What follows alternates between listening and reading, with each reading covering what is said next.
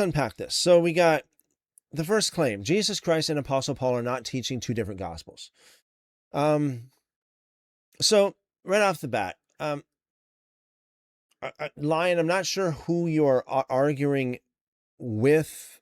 I'm not someone that would always come out and say, okay, so we got Jesus Christ has got a different gospel than Paul. It's a lot more complicated than that. It's not that who teaches two different gospels. It's who teaches two different things about a certain concept.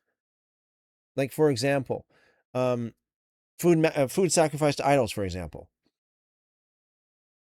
So we talked about this several days ago. A couple of times we went through the whole thing in 1 Corinthians chapter 8, 1 Corinthians chapter 9, 1 Corinthians chapter 10. The main and seemingly best interpretation of Paul when it comes to eating meat sacrificed to idols is that if you are truly saved and if you're in Christ and you have the freedom of in Christ, then you can eat meat sacrificed to idols, but you shouldn't do it if you're with someone who thinks that you shouldn't, because to him it's sin. And when you're like when you're in an idol's temple, don't eat meat sacrificed to idols in front of someone who has a weak conscience, because you're strong and he's weak and he doesn't know, but you know. And therefore, basically the implication that most people get from it is that Paul's saying that it's not a sin in and of itself to eat meat sacrificed to idols, but if you cause a brother to stumble, or if you defile his weak conscience because of it, then just don't do it because of him. In other words, it's almost like you can live two different lives, like hypocrisy. Like the same thing that apparently he accused Peter of doing in Galatians chapter 2, or Galatians chapter 1 and Galatians chapter 2. So that's a whole big thing in and of itself. Because if you look at what Paul said in 1 Corinthians chapter 8 and 1 Corinthians chapter 10, it seems like he's got this boundary of freedom, but the boundary is set by those who don't know what you know, and their conscience might be defiled. Just like what he says in Romans chapter 14 as well. But you compare that with Revelation chapter 2, the words in red, the words of Jesus to his church. In fact, like a lot of people would say these are the final words of Jesus to his church. And there we see that Jesus has absolutely zero tolerance for eating meat sacrificed to idols. No tolerance whatsoever.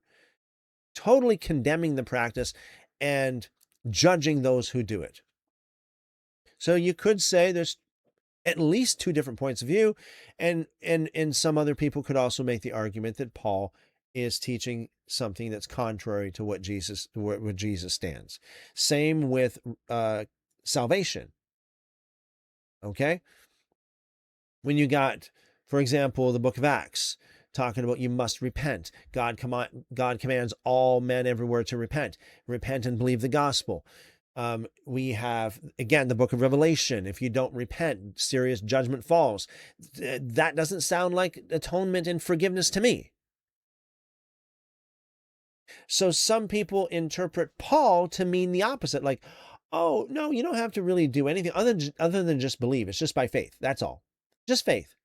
Just a leap in the dark, and you're saved. So if that's the case, then we have two contrary things. Paul and Jesus.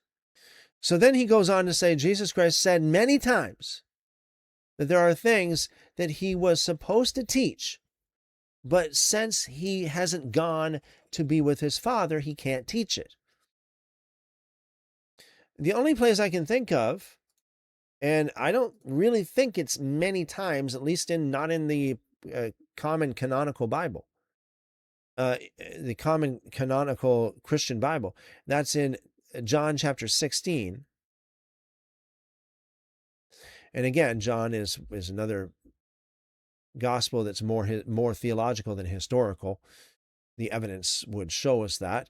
But John chapter 16, verse 7, but truly I tell you, for it is for your good that I'm going away. Unless I go away, the advocate will not come to you, but if I go, I will send him to you.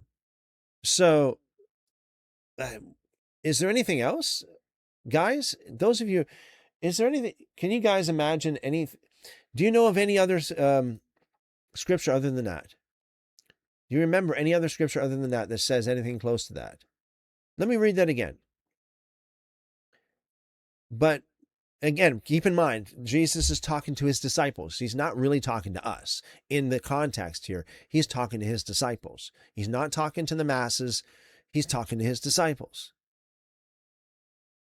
But very truly, I tell you, it is for your good that I'm going away. Unless I go away, the advocate will not come to you. But if I go, I will send him to you.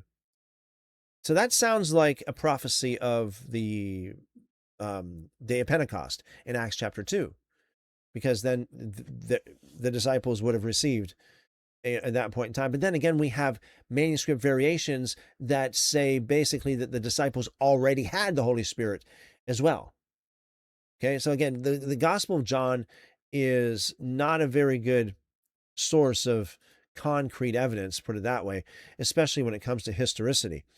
So when Lyon says Jesus Christ said many times that there are things that he was supposed to teach, you mean like Jesus missed his calling? I'm supposed to teach this, guys. It's on the schedule, but I'm late. I missed the bus. You think that's what he's saying here? So Lyon says, but since he hasn't gone to be with his Father, he can't teach it. I think you're reading a lot into that, Lyon, that it doesn't actually say. And then Lyon says Apostle Paul taught what Jesus Christ can't teach before his crucifixion and resurrection. Like what? And give me some pieces of evidence for that. Give me some references or logical inferences that you come up with this. I'll say one more thing. So we have no evidence that Paul ever replaced Judas. Matthias replaced Judas in Acts chapter 1. They chose Matthias because they were looking for specific credentials. The person who replaced Judas had to have been like Judas only in the sense that he was with Jesus all the time. Remember, Jesus was a rabbi, so what he did was he taught like a school. Like it was like an itinerant school. A rabbi with disciples. Rabbi means teacher, my teacher, and disciples were simply the students. So we have the teacher and the students, and then we have those who are auditing the course. The ones who hung around, they got all the teaching, they got all the training, they heard all the teachings, they learned from it. They just were not officially enrolled in the course. Okay, just like today, how you can sit in on the class, you can audit classes in certain in schools, right? You can go and sit in on a certain class or a certain program, or in other words, you're there, but you're not officially enrolled. You're not going to get the actual degree at the end, but you're there. You get the teaching, you hear the teaching, you see the demonstrations. You may even be involved, but you're just not a paid a student, you know what I mean? So apparently there were a lot of people like that, or maybe I shouldn't say a lot. Again, I got to watch my words here. There were several people, at least, that were following Jesus around with the 12 disciples. They heard all the teachings. They saw all the demonstrations. They were eyewitnesses of everything. That's what they were looking for in Acts chapter 1. They were looking for somebody who was an eyewitness, just like Judas was, of everything from beginning to end.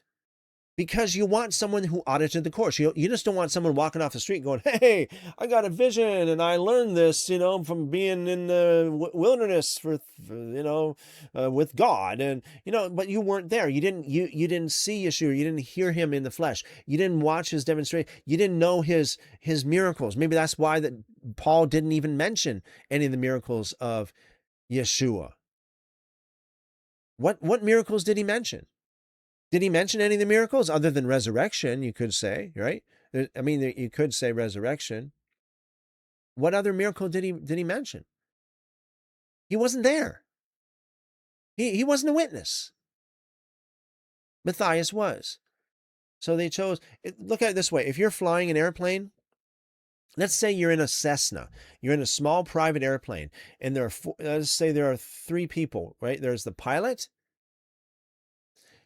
there's yourself, and okay, let's say 4 people. Okay, sorry, it's 4 people. So we got the pilot.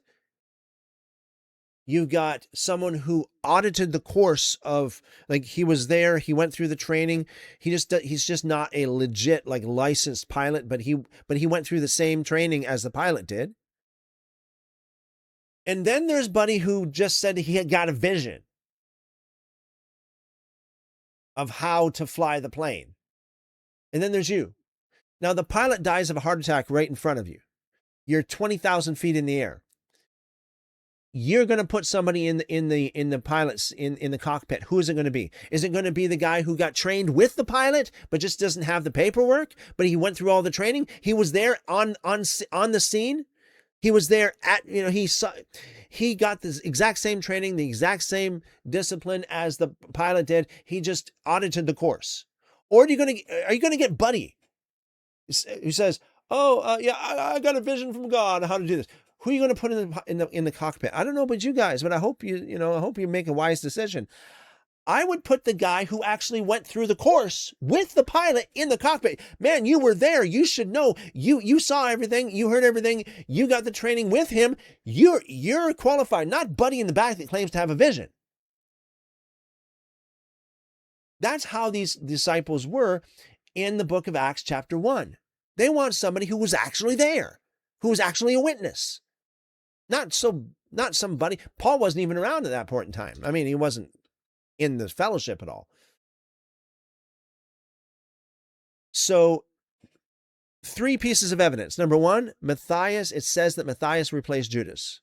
Number 2, nowhere in the scriptures does it say that the Lord kicked out Matthias and replaced him with Paul. Number 3, the early church fathers, years later, long after they're gone, the early church fathers attested to the fact that Matthias was the one who replaced Judas, period. Okay? We can say a lot more about Paul, but I'll say that. There's a lot more. We can do a whole, again. And please, guys, don't clip me on just this and that and everything else and then try and pull words out of context. Take the whole entire context into consideration. All right?